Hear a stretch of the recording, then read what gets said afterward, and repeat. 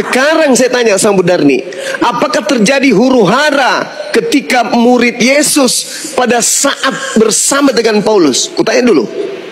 Ya terjadi di mana-mana ada terjadi kan? Gimana sih Bang Juma ini?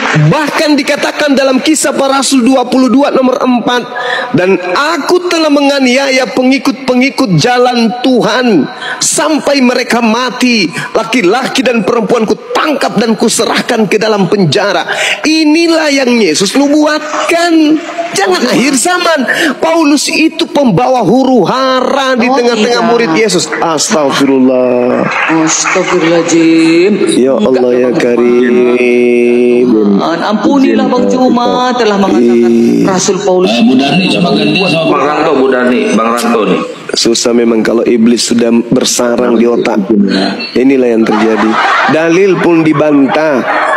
Paulus itu melakukan huru hara, menangkap murid-murid Yesus, membunuh orang-orang yang ada pada zaman itu, laki-laki dan perempuan kutangkap dan kuserahkan ke dalam penjara. Sebelum bertobat Bang Juma. Justru itu Bu Darni. Astagfirullahaladzim ya Allah ya Karim. Setelah Paulus itu bertobat, kan sudah dikatakan nih, apabila kamu melihat pembinasa keji berdiri di tempat suci. Siapa pembinasa keji? Paulus. Setelah dia membunuh, dia berdiri di tempat suci dengan mengatakan aku rasul. Makanya dikatakan di data nomor 23-nya, pada waktu itu, nah coba ditunjuk langsung oleh Yesus. Pada waktu itu jika ada orang berkata kepadamu, lihat Yesus ada di sini atau Yesus ada di sana, jangan kau percaya. Sebab Yesus palsu dan nabi-nabi palsu akan muncul, dan mereka akan mengadakan tanda-tanda yang dahsyat dan mukjizat-mukjizat, sehingga sekiranya mungkin mereka menyesatkan orang-orang pilihan juga. Camkanlah, aku telah mengatakannya terlebih dahulu kepadamu. Jadi apabila ada orang berkata kepadamu, lihat ada Yesus di padang gurun, Paulus, jangan kau pergi ke situ. Atau lihat ada Yesus dalam bilik, Paulus, jangan kau percaya. Paulus itu mengatakan bahwa dia ada di aule. Paulusnya ada di dalam aule. Oke, Paulusnya mengatakan itu di dalam bilik penjara. Paulus mengaku bertemu dengan Yesus dalam bilik penjara. Ketika dia ke Damsyik di padang gurun, dia mengaku bertemu dengan Yesus. Apa kata Yesus kemudian? Sebab, nah ini dia mengklarifikasi semua pengakuan-pengakuan orang yang bertemu dengan aku. Apabila ada orang berkata begini, bertemu dengan Yesus di sana, di sini, jangan kau percaya. Sebab, Yesus mengatakan apa? Sebab, sama seperti kilat memancar dari sebelah timur dan melontarkan cahayanya sampai ke barat. Itulah kedatangan Yesus, baru percaya. Demikian pula kedatangan, jangan kau percaya. Itu kedatangannya Bu Darni. Kutanya dulu sama Bu Darni. Kutanya dulu. Sekali lagi saya ingin bertanya kepada Bu Darni. Saya bertanya. Menurut Yesus kedatangannya ditandai dengan cahaya yang berlontar dari timur sampai ke barat. Betul? Bukan kedatangan Paulus, kedatangan Yesus yang kedatangan Yesus. Yesus seluruh manusia melihat. Yesus berkata, semua manusia melihat. Nah, apakah semua manusia melihat ketika Paulus mengaku bertemu dengan Yesus? Ayo, jujurlah. Walaupun ibu itu punya sertifikat sebagai perpanjangan tangan iblis. Jujur, Bu Darni, jujur. Dengarkan saya, Bu Darni. Jawab pertanyaan saya. Menurut Yesus, kedatangannya yang kedua nanti seperti kilat memancar dari sebelah timur dan melontarkan cahayanya sampai ke barat. Betul? Yes, betul. Nah, berarti kedatangan keduanya sudah terjadi atau belum? Belum terjadi. Lalu yang datang kepada Paulus itu siapa? Secara pribadi dia memilih Paulus. Gimana? Teman-teman muslim ini, makanya kalian tidak beriman kepada Alkitab, jadi kalian mengarang. Justru Paulus itu, dengar. Justru Yesus mengatakan, kalau ada orang mengaku secara pribadi bertemu dengan aku, jangan kau percaya. Siapa bilang gak percaya kalau Yesus memilih aku untuk menuntun aku ke jalan benar?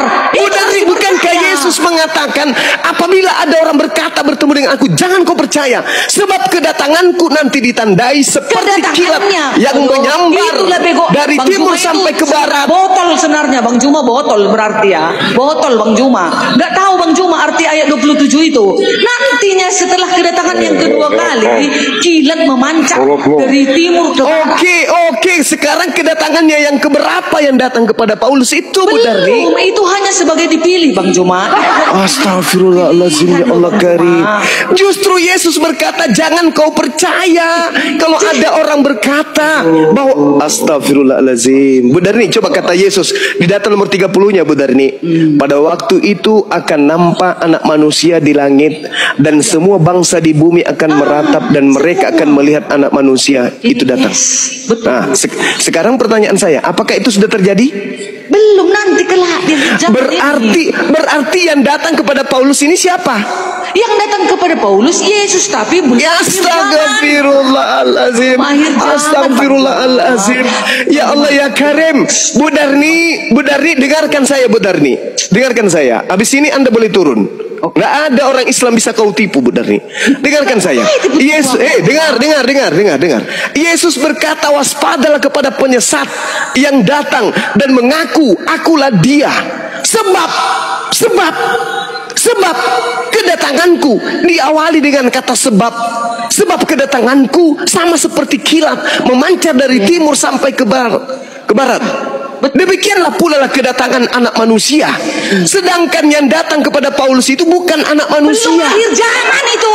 Botol kalian semua. Botol. Kau turun. Kau wanita jalang turun. Kita gila, kau yang turun. Kedatangan nanti itu. Udah dibilang kita botol, kau yang botol, laknat. Yesus sudah nyata-nyata mengatakan, jadi apabila ada orang berkata ada Yesus di sini, jangan kau percaya, sebab kedatanganku nanti ditandai seperti kilat yang menyambar dari timur sampai ke barat. Itu baru aku yang datang. Kalau ada orang mengaku bertemu dengan aku, jangan kau percaya. Kedatanganku yang kedua nanti ditandai dengan cahaya terlontar dari timur sampai ke barat, dan seluruh manusia akan meratap. Pada saat aku datang, seluruh manusia akan meratap. Kenapa? Karena pada saat itu adalah tanda-tanda kiamat sudah datang. Manusia akan meratap semuanya. Ini cuman Paulus aja sendiri yang tahu. Aku bertemu dengan Yesus loh.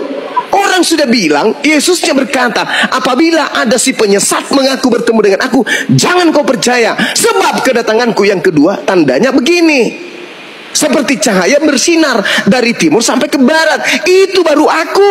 Jadi kalau ada cuman berkata, aku bertemu dengan Yesus di kolong cabe, di pohon cabe, jangan kau percaya. Aku bertemu dengan Yesus di bawah pohon toge, jangan kau percaya. Sebab kedatanganku nanti ditandai. Sudah nyata-nyata ditulis di kitabnya sendiri, masih juga sesat.